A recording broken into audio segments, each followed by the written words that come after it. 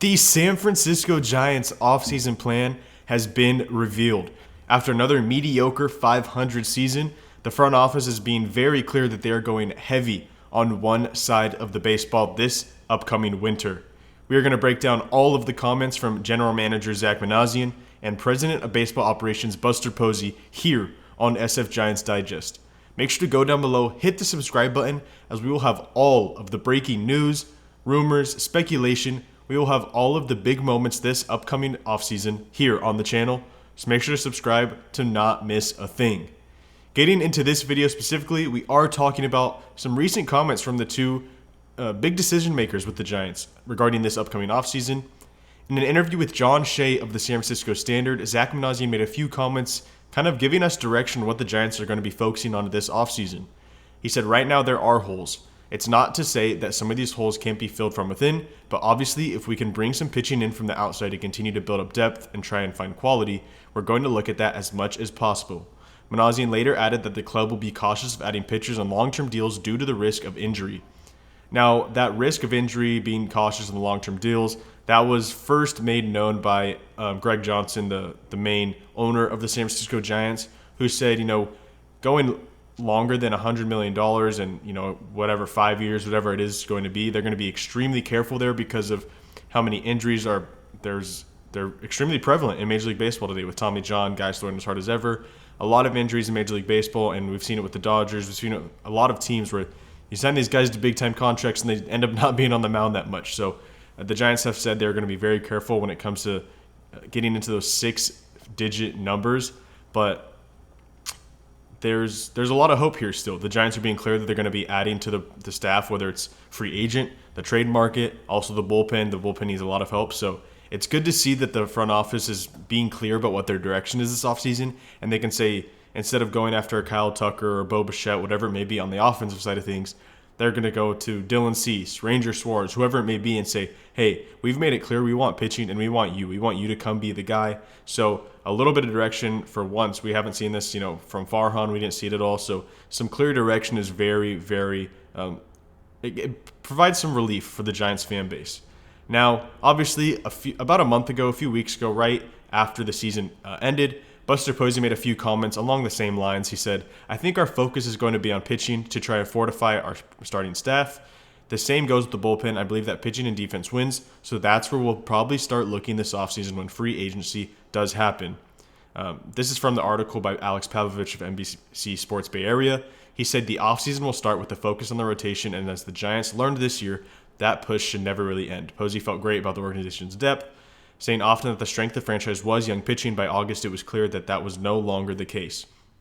Now, there's some different factors that go into that. Obviously, they traded Kyle Harrison, Jordan Hicks. They traded a lot of their best relievers at the deadline. A lot of injuries occurred. So it's not just performance-wise why the rotation of the bullpen really took a hit towards the end of the year, but it is still important to realize that depth is the biggest part of a successful team on the mound. Obviously, you need the big guys, the performers, but having depth is extremely, extremely important. We saw that with the Dodgers in the World Series. In the 18-inning game, they had Will Klein come in, who hadn't thrown in the postseason that much, and comes in and throws 5 innings, gets the win in that huge game in the World Series. So depth is extremely important, having talented guys that can come in whenever need be and provide some serious innings, some talented innings. So it is extremely important for the Giants to go and get some depth this offseason, because out of nowhere, it's a little bit thin in the starting pitching department and the bullpen department within the Giants farm system. And all of a sudden, the farm system is highlighted by bats, which we haven't seen for a while. But now we're going to get into some of the numbers, because it really is a tale of two halves with the Giants this 2025 season, with the performance of their pitching and the bullpen. Now, this is the starting pitching where they ranked for the first half of the season, so up into the All-Star break. The Giants were 10th in Major League Baseball in terms of earned run average with their starting pitchers. I believe they're higher than 10th when you look at FWAR, but I could be wrong. But accumulated 8.4 FWAR, like I said, a 3.75 earned run average, 9 strikeouts per 9, 3 walks per 9. The rotation was strong for the first half, despite Justin Verlander having a rough start. Logan Webb was awesome. Robbie Ray was amazing. Landon Roop was really, really good for the most part of the first half. But of course, Justin Verlander had a weaker first half, and then that fifth starter spot was kind of, Jordan Hicks, Kyle Harrison, whoever it was fine. Jordan Hicks was awful for the most part. But Hayden Birdsong struggled but had a few good starts. Kyle Harrison was strong for about 2 starts before getting traded. But for the most part, the rotation in the first half was pretty strong. I mean, 10th in baseball, 3.75 earned run average. I think you would take that across a full season with the lineup the Giants have now with Devers, Adames, Chapman. I think you would take, a top 10 starting pitching rotation in baseball.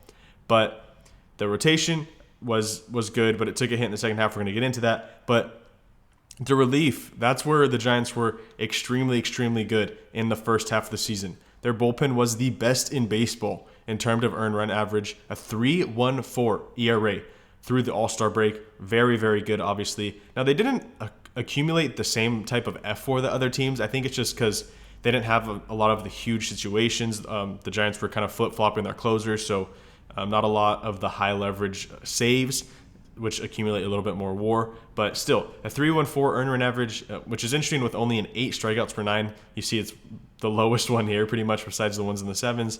A 3.17 walks per 9. Either way, no matter how you're doing it, you're not allowing runs, or they weren't allowing runs, and it was extremely, extremely fun to watch. Randy Rodriguez broke out fully. Eric Miller was good while he was on the field. Tyler Rogers, as always, was amazing. A lot of good pieces. Camilo Duvall bounced back, but we're going to get into what happened in the second half of the season. But first, we're going to talk about what happened with the starting pitching rotation, with the second half after the All-Star break. And when you look at the starting rotation, going from 10th, they dropped all the way to 23rd through the second half of the season.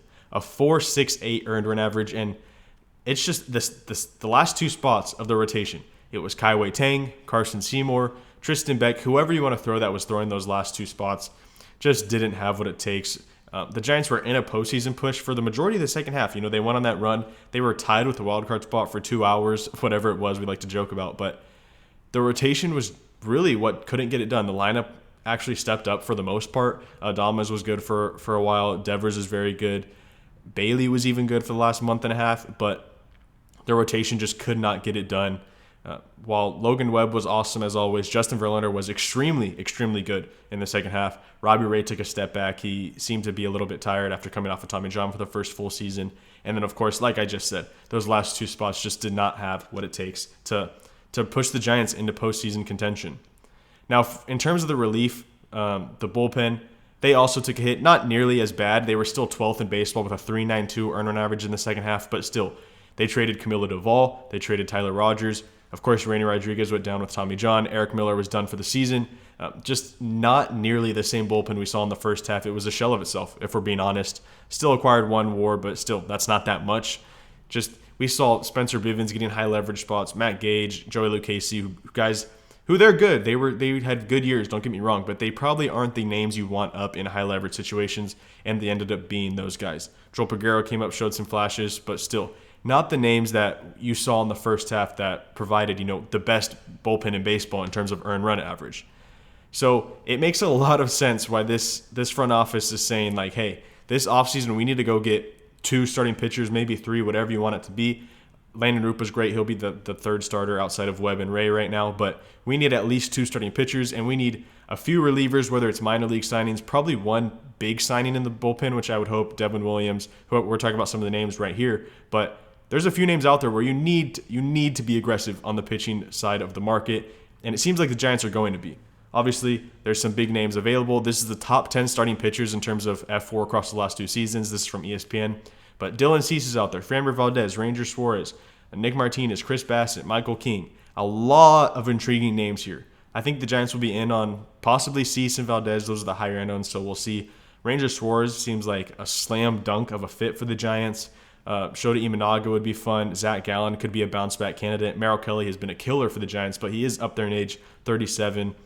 Michael King would be a lot of fun. He's shown to be a very, very good starting pitcher when he's on the field. Obviously, there's some down the line, Max Scherzer, Justin Verlander, Jose Quintana, some lower-end names that could be at the back end of your rotation, but I do think the Giants should be aiming to make a splash and sign one of the best starting pitchers available. There's also the trade market. They can go out and get a Skubal, a Peralta, Hunter Green, Joe Ryan, whoever it may be, Sonny Gray. There's also some intriguing names on the trade market, but either way, the Giants need to bring in 1 elite starting pitchers if they want to, contend this year. And then on the relief side of it, this is a little bit less urgent, I would say, because you can find relievers kind of anywhere. But the Giants need a closer. They literally do not have one right now. Randy Rodriguez would be, but obviously he's hurt. Ryan Walker was not a good closer. He's still valuable in the 6th, 7th, 8th inning, but they do not have a closer. So I think they need to go out and get – I don't love the fit of Edwin Diaz. I don't know why. It just doesn't seem like it makes a lot of sense. I would love Robert Suarez. Raisel Iglesias makes a lot of sense. Devin Williams and Ryan Helsley could be bounce-back candidates. Devin Williams specifically, I know his numbers on paper don't look great, but a lot of his underlying numbers look a lot better and show that he's still an elite closer. So I think Devin Williams could be on the radar for the San Francisco Giants. But like I said, these comments from Zack Minasian and Buster Posey make it clear that the Giants are going in heavy on the pitching side of things this offseason, which, like I showed you the numbers, they absolutely need to. You need more depth. The Giants fell off a cliff in terms of pitching production from the first half to the second half, whether it was injuries, the trade deadline, whatever it may be. The Giants need to bring in some depth and bring in some high-end talent to the rotation and both the bullpen if they want to contend in the National League West with the Dodgers, the Padres, and the entire league, the Braves, the Phillies, the Cubs, whoever it may be. The Giants need to add some pitchers if they want to come close to contending in 2026 or anytime in the near future. Let me know down in the comments what you think the Giants should do, who they should go after on the pitching market. Do you want to see them go get Dylan Cease, Framber Valdez, or do you want them to be a little cheaper and get a Jose Quintana, Merrill Kelly, whoever it may be? Do you think they should trade for some big relievers? Do you think they should trade for Tarek Skubal? Let me know what you want to see the Giants do this offseason, and make sure to subscribe to SF Giants Digest.